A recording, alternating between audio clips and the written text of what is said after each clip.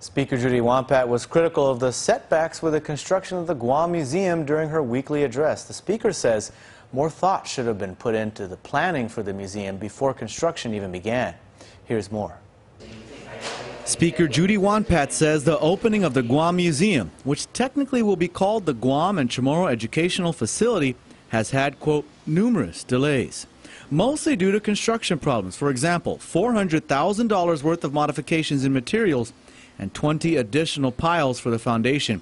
Meanwhile, she also notes in her address that the museum still lacks significant interior outfittings for the theater, museum store, and most notably, the artifact repository. The Speaker and Vice Speaker B.J. Cruz recently introduced Bill 114 to appropriate $750,000 from the hotel occupancy tax surplus to help fund the museum's operations, purchase some necessary equipment, supplies, and capital outlay expenditures. The Speaker pointed out that the construction project for the museum even exhausted its $1.1 million set aside for change orders. Essentially, this means that construction went over $1 million over its original base budget. The Speaker says Gov Guam knew this area was a swampland but proceeded with plans to build the museum there and, quote, we are now paying for this decision, literally.